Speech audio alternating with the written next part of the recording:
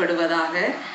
சகோதரிகளின் காலை தியானம் என்கிற நிகழ்ச்சியின் மூலமாக உங்களை சந்திப்பதில் மிகுந்த சந்தோஷம். இந்த நாளின் சிந்தனைக்காக ரோமருக்கு எழுதின நிருபம் 16ஆம் அதிகாரம் 12வது வசனம் இப்படியாக நம்ம வாசிக்கிறோம்.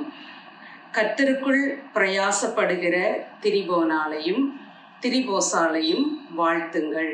கர்த்தருக்குள் மிகவும் பிரயாசப்பட்ட பிரியமான பெர்சியாளை வாழ்த்துங்கள். 3 நபரை குறித்து அங்கே வாழ்த்துதல் சொல்லுகிற அப்போஸ்தலனாகிய பவுலை நாம் பார்க்க முடியும்.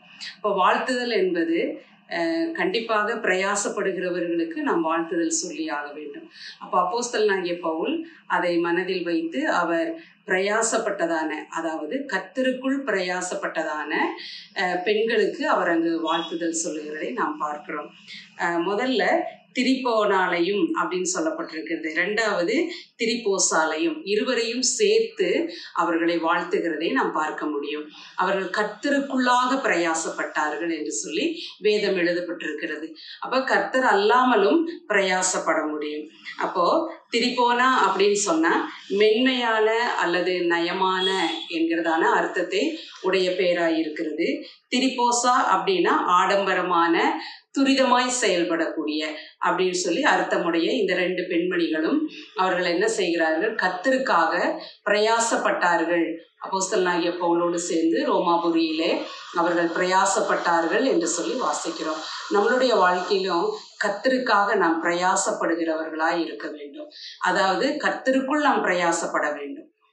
அவர் நமக்கு சொல்லிக் கொடுத்ததான காரியங்களை நாம் நினைவில் வைத்து அவருடைய காரியங்களை செய்வதற்கு எல்லா விதத்திலும் நாம் என்ன செய்ய வேண்டும்? பிரயாசப்பட வேண்டியது ரொம்பவும் அவசியமாயிருக்கிறது. கருத்தோடு கூட செய்ய வேண்டியது அவசியமாயிருக்கிறது. அவர்கள் அப்படி செய்தபடியினாலே அவர்களை வாழ்த்துகிறதை அங்கே நம்ம பார்க்க முடியும். அவர்கள் ஆண்டவருடைய நற்செய்தி பணியில தங்களை ஈடுபடுத்துறதுனால திருச்சபைகளினுடைய வளர்ச்சிக்கு அது ரொம்பவும் பிரயோஜனமாயிருந்தது என்று சொல்லி நாம் வேதத்துல வாசிக்கிறோம்.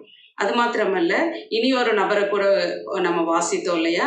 கர்த்தருக்குள் மிகவும் பிரயாசப்பட்ட பிரியமான பெர்சியாள் அப்படின்னு சொல்லப்பட்டிருக்கிறது. பெர்சியாள் ரொம்பவும் அவருக்கு பிரியமானவள். அவளும் தனக்குள்ளதையெல்லாம் என்ன செய்தாள்? ஆண்டவருக்காக அவள் பிரயாசப்பட்டதாக வேதத்துல நம்ம வாசிக்கிறோம். அப்போ நம்ம நீதிமொழிகள் 10ஆம் அதிகாரம் 16வது வசனத்தில் இப்படியாக வாசிக்கிறோம். நீதிமானுடைய பிரயாசம் ஜீவனையும் என்று சொல்லி பார்க்கிறோம். துன்மார்க்கனுடைய விளைவோ பாவத்தையும் பிறப்பிக்கும் என்று சொல்லப்படுகிறது. இப்போ பாருங்க, நீதிமான்களாகிய நாம் கர்த்தருக்குள்ளாக பிரயாசப்படும் பொழுது, அவருடைய நற்செய்தி பணிக்காக பிரயாசப்படும் பொழுது நமக்கு என்ன கிடைக்கிறது? ஜீவன் கிடைக்கிறதாக நம் வேதத்துல வாசிக்கிறோம். அது எழுதப்பட்டிருக்கிறது. அதே மாதிரி 1 கொரிந்தியர் 15ஆம் அதிகாரம் அதனுடைய 58வது வசனத்துல வாசிக்கிறோம். எனக்கு பிரியமான சகோதரரே, கர்த்தருக்குள் நீங்கள் படுகிற பிரயாசம் விருதாவாயிராது என்று அறிந்து நீங்கள் உறுதியாக்கப்பட்டவர்களாயும் அசையாதவர்களாயும் கர்த்தருடைய கிருபையினாலே எப்பொழுதும் பெருகுகிறவர்களாயும் இருப்பீர்களாக. இப்போ பாருங்க, கர்த்தருக்குள்ளாக நாம் பிரயாசப்படும் பொழுது அது ஒரு நாளும் விருதாவாகாது என்று பவுல் சொல்கிறார். ஆகவே நீங்களும் நானும் உறுதி உள்ளவர்களாய் இருக்க வேண்டும். அசையாதவர்களாய் நாம் காணப்பட வேண்டியது ரொம்பவும் அவசியம் என்று அப்போஸ்தலனாகிய பவுல் நமக்கு வலியுறுத்துகிறதை நாம் பார்க்க முடியும். ஆகவே நம்மளுடைய வாழ்க்கையில நாம் படுகிற ஒவ்வொரு பிரயாசங்களுக்கும் மிகுந்த பலன் உண்டு என்று வேதம் சொல்லுகிறது. ஆகவே அதை குறித்து நாம் படுகிற பிரயாசங்களுக்கு நமக்கு எதுவுமே கிடைக்காது அப்படி என்று அல்ல. அப்போஸ்தலனாகிய பவுலே இந்த பெண்மணிகளை வாழ்த்துவார்களானால் ஆண்டவராகிய இயேசு கிறிஸ்து உங்களையும் என்னையும் வாழ்த்தாமல் இருப்பாரா? நம்ம மீது பிரியமில்லாமல் இருப்பாரா? ஆகவே நாம் கர்த்தருக்குள் எப்பொழுதும் பிரயாசப்படுகிறவர்களாய் இருக்க வேண்டும். இன்னைக்கு அநேகமாய் பிரயாசப்படுகிறோம். அந்த பிரயாசம் எல்லாம் கர்த்தருக்குள் இல்லாமல் இருக்கிறது. ஆகவேதான் அதற்கு பிரதிபலன் கிடைக்கிறது இல்லை, அதற்கு மகிழ்ச்சி உண்டாகிறது இல்லை நம்மளுடைய வாழ்க்கையில. அப்ப நாம் கர்த்தருக்குள் மிகவும் பிரயாசப்பட வேண்டும்.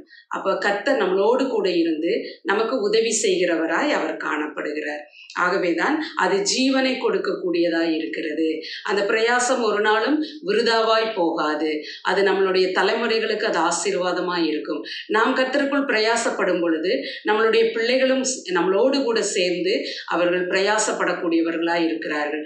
அது மாத்திரமல்ல, பிள்ளைகள் நம்மளை பார்க்கும்போது அந்த பிரயாசம் அதனுடைய பலனை அனுபவிக்கும் போது அவர்களும் பிரயாசப்பட வேண்டும் என்கிற விருப்பம் அவர்களுக்குள்ளும் உருவாகிறதை நாம் பார்க்க முடியும்.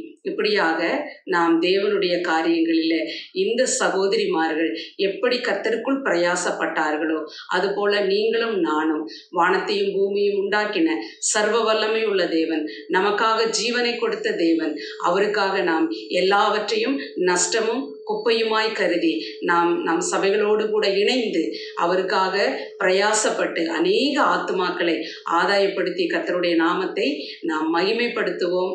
அவருடைய நாமம் இன்றும் என்றும் சதா காலமும் மகிமைப்படுவதாக. ஆமென்.